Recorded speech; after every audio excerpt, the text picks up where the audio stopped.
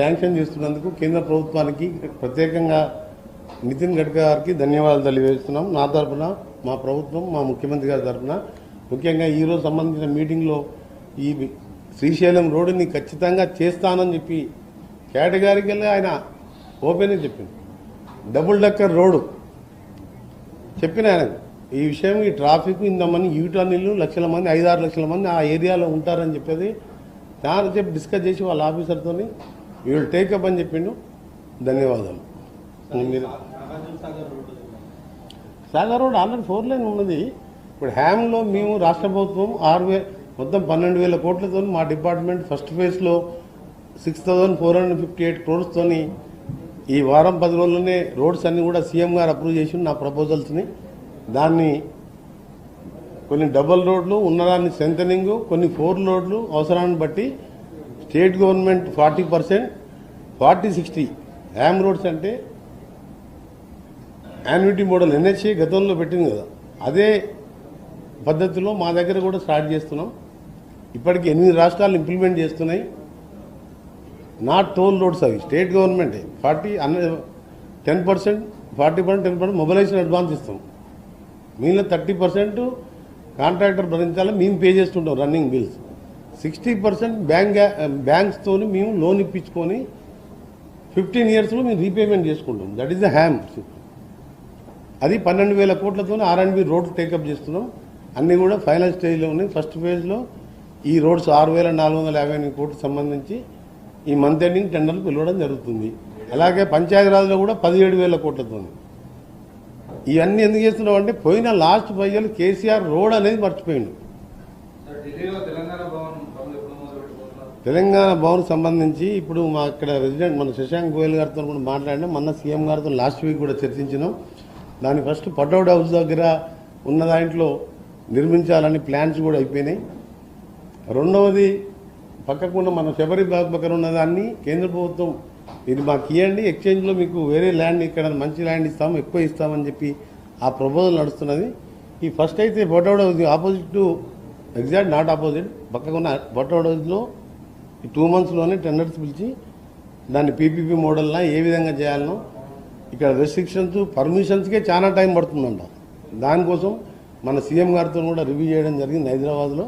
దాన్ని త్వరలోనే 2-3 monthsలోనే డిసిషన్ తీసుకొని టెండర్లు పెట్టి స్టార్ట్ చేయడం జరుగుతుంది. అరే కేసీఆర్ గారు ఉన్నప్పుడు ల్యాండ్ అయ్యేలే ఆయనకు. నేను అయిన తర్వాత నేను జగన్మోహన్ రెడ్డి గారు అప్పటి సీఎం గారితో మాట్లాడి వెంటనే వాళ్ళు రెస్పాండ్ అయ్యి మీరందరూ ఉన్నారు అప్పుడు చీఫ్ సెక్రటరీ గారిని పంపించడం, వాళ్ళు లేక ఓకే మీకు ఈ పోర్షన్ కావాలని మనం అడిగిన ప్రాంతాన్ని ఇవ్వడం, 40-58 రేషియోలో ఇవ్వడం. దాన్ని మనం ఎమ్మడే మన గౌరవ ముఖ్యమంత్రి గారు స్టేట్ రీఆర్గనైజేషన్ ప్రకారం ఈ రేషియోలో మాకు ఈ ల్యాండ్ స్టేట్ ఆంధ్ర గవర్నమెంట్ కూడా ఒప్పుకుంది కాబట్టి మాకు ఇవ్వాలని ముఖ్యమంత్రి గారు ఇవ్వగానే వారు కూడా ఒప్పుకోవడం జరిగింది.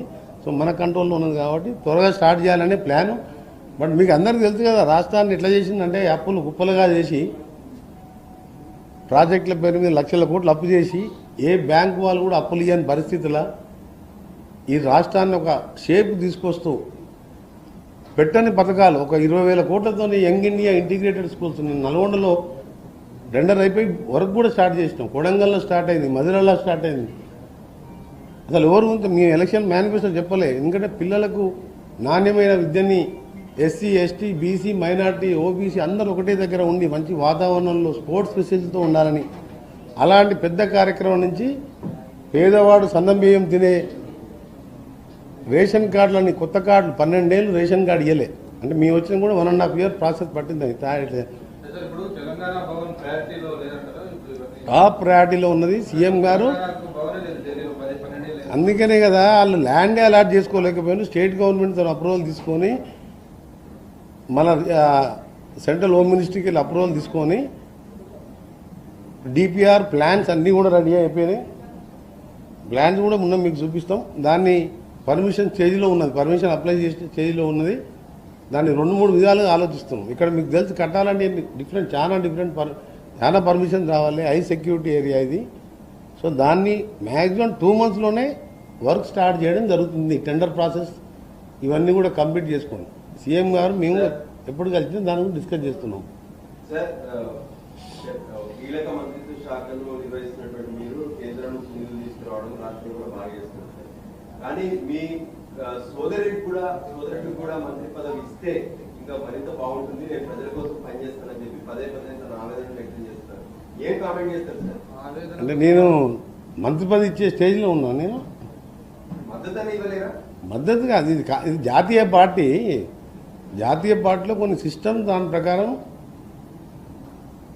పార్టీ అగ్రనాయకత్వం నిర్ణయం తీసుకుంటుంది. సీఎం గారిని అభిప్రాయాలు తీసుకుంటారు. ముఖ్యమంత్రిగా సీఎం గారు మంత్రివర్గాన్ని నియమించే అవకాశం కేంద్ర జాతీయ పార్టీ కాబట్టి ఇక్కడ వాళ్ళ పర్మిషన్తో ఆయన చేయడం జరుగుతుంది. అందులో మా ప్రమేయం కానీ ఎవరి ప్రమేయం కానీ ఉన్నదల్లా. అది ఆ విషయం నాకు తెలియదు. అప్పుడు మాట ఇచ్చిన సంగతి మా ముందులో మాట ఇయ్యారు కదా. నేను